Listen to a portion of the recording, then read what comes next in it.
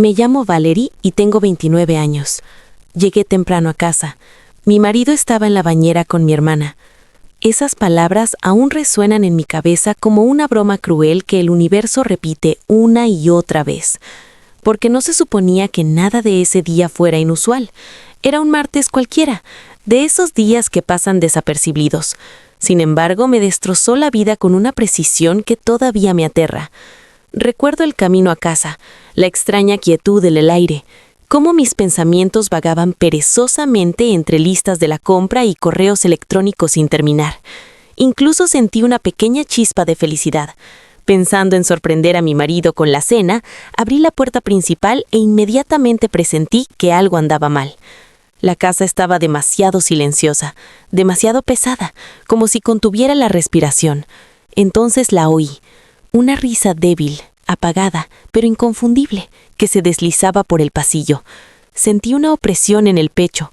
Al principio mi mente se negó a relacionar el sonido con nada sospechoso, pero el instinto me impulsó hacia adelante. Cada paso se sentía más lento, más pesado, como si me estuviera topando con algo que mi corazón ya temía.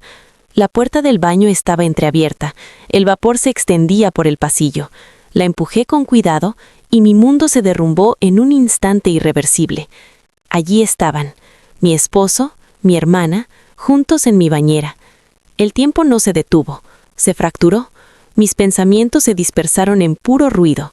Mi cuerpo se paralizó entre la incredulidad y la rabia. Ninguno de los dos me vio al principio. Me quedé allí, sin poder respirar, mirando la imposible realidad frente a mí. 1000 recuerdos cruzaron por mi mente. Vacaciones, secretos compartidos, años de confianza, todo envenenado al instante.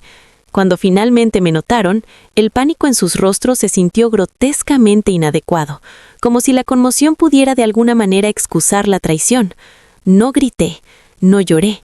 El silencio que me llenó era mucho más peligroso. Retrocedí lentamente, con las manos temblorosas, pero mi mente repentinamente fría, concentrada. Cerré la puerta con llave. Luego llamé a mi cuñado. «Será mejor que vengas ahora mismo». Mi voz sonaba desconocida, extrañamente tranquila, lo que debió inquietarlo porque no hizo preguntas, solo dijo que vendría. Los siguientes 15 minutos se convirtieron en algo surrealista. Me senté en la sala de estar con la mirada perdida, mientras la realidad de lo que había visto se repetía una y otra vez. Cada repetición cavaba heridas más profundas. Desde detrás de la puerta del baño llegaban susurros frenéticos, el sonido del agua salpicando, movimiento, discusiones en voz baja. Estaban tratando de arreglar lo irreparable, para contener un desastre ya detonado, pero no sentí la necesidad de enfrentarlos. Todavía no. Quería testigos, quería la verdad despojada de excusas.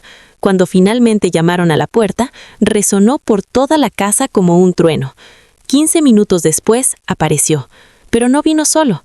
Mi cuñado estaba allí, su expresión tensa y confundida, y junto a él estaban 2 personas que nunca esperé. Mis padres.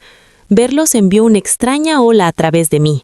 Alivio, temor, reivindicación, todo chocando a la vez. Los ojos de mi madre escrutaron mi rostro, presintiendo algo, y catastrófico, mientras la mandíbula de mi padre se tensaba con creciente preocupación. Nadie habló por un momento. El peso de lo que estaba a punto de suceder nos oprimía a todos. Me hice a un lado y los dejé entrar, con el pulso rugiendo en mis oídos. La casa, antes un lugar de consuelo, ahora parecía un escenario de devastación.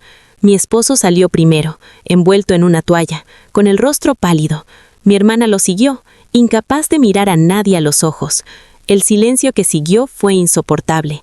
Llena de incredulidad y horror, vi la comprensión en los rostros de mis padres. Vi cómo la confusión se transformaba en conmoción, luego en algo más sombrío. La expresión de mi cuñado también cambió. Las piezas encajaron con brutal claridad. No hubo explicaciones. Ninguna disculpa pudo formarse en esa quietud sofocante. En ese momento, de pie entre las ruinas de todo lo que creía sólido, comprendí algo escalofriante. La traición no llega con señales de advertencia, ni música dramática. Camina silenciosamente a tu lado, con los rostros en los que más confías, esperando el momento exacto para revelarse. y cuando la tensión en esa habitación alcanzó un punto crítico, supe que la pesadilla apenas comenzaba. En el momento en que la verdad se instaló en la habitación, no explotó, se hundió lenta y sofocante, como un peso que arrastra a todos a la misma oscuridad. Nadie se movió, nadie parecía saber cómo hacerlo. Mi madre se llevó la mano a la boca. Sus ojos se clavaron en mi hermana como si estuviera mirando a una extraña. Mi padre miró a mi esposo con una incredulidad tan ruda que se sintió casi violenta. Mi cuñado, Daniel, permaneció rígido cerca de la puerta. Su rostro se debilitó, su respiración superficial. El silencio no era vacío, era rugiente, cargado con todo lo que ninguno de nosotros podía decir aún. Mi esposo lo intentó primero. Abrió la boca, la cerró y luego forzó mi nombre como si eso pudiera anclarlo a alguna versión de la realidad donde esto aún pudiera explicarse. Pero hay momentos en la vida en que el lenguaje se vuelve inútil, en que ninguna combinación de palabras puede suavizar la brutalidad de lo que tienes delante. Este fue uno de esos momentos. Mi hermana finalmente habló, con la voz temblorosa, quebrada bajo la insoportable presión de ser vista. Dijo que fue un error, que simplemente sucedió, que no era lo que parecía. Las mismas frases desesperadas a las que la gente se aferra cuando la verdad ya ha quemado todos los puentes. Recuerdo sentir un desapego casi inquietante, como si estuviera viendo una escena de la vida de otra persona. El dolor estaba allí, agudo e implacable, pero debajo había algo más frío, más firme, una claridad. Porque la traición a esta escala no proviene de un solo error, proviene de decisiones repetidas, deliberadas e imperdonables. La reacción de Daniel fue la más devastadora de todas. No gritó, no arremetió ni acusó. Simplemente miró a mi hermana y vi cómo su mundo se derrumbaba tras sus ojos. Esa silenciosa devastación tenía más fuerza que cualquier grito. Mi madre rompió a llorar suavemente, un llanto entrecortado e incrédulo que pareció resonar por toda la casa. La conmoción de mi padre se transformó en furia. Su voz, cortando la tensión como una cuchilla, exigía respuestas, razones, sentido de algo que no lo tenía. Mi marido se tambaleaba entre fragmentos de excusas, ninguna de las cuales sobrevivió al contacto con la realidad.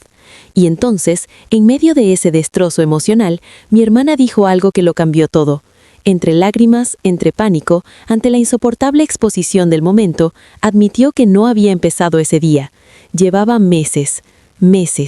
Esa palabra me impactó más que cualquier otra cosa. Reescribió todo mi pasado, convirtió recuerdos cotidianos en evidencia de engaño. Cada noche tarde, cada distancia inexplicable, cada sutil cambio que había ignorado, ahora gritaba con significado. La habitación reaccionó como si el aire mismo hubiera sido arrancado. Daniel se tambaleó físicamente, como si la confesión hubiera sido un golpe. El llanto de mi madre se intensificó. La ira de mi padre se convirtió en algo casi irreconocible. Pero dentro de mí, algo inesperado ocurrió.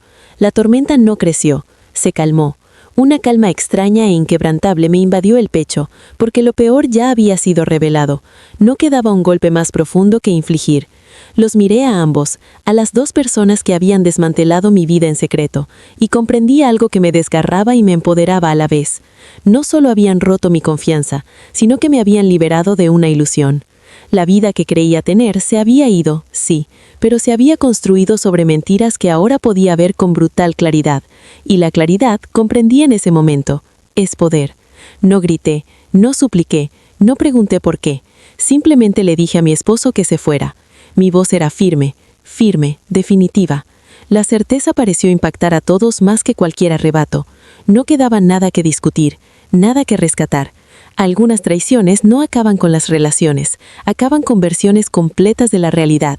Mi hermana intentó acercarse a mí sollozando, buscando un perdón que no existía. Di un paso atrás, no por crueldad, sino por instinto de supervivencia, porque sobrevivir a veces significa trazar una línea tan absoluta que no se puede negociar. Las consecuencias se desdibujaron en fragmentos, voces alzadas, lágrimas, acusaciones. la lenta desintegración de una dinámica familiar que nunca se recuperaría por completo. Pero el momento más importante llegó después, cuando la casa finalmente se vació y me quedé sola en el silencio. El mismo silencio que me había recibido al entrar ahora se sentía diferente, despojado de engaño, brutalmente honesto, y en esa quietud, rodeada por los restos de todo lo familiar, tomé una decisión que definió todo lo que siguió. No dejaría que esta traición se convirtiera en mi identidad. No dejaría que sus decisiones dictaran la historia de mi vida. Sabía que el dolor era inevitable, pero la destrucción era opcional.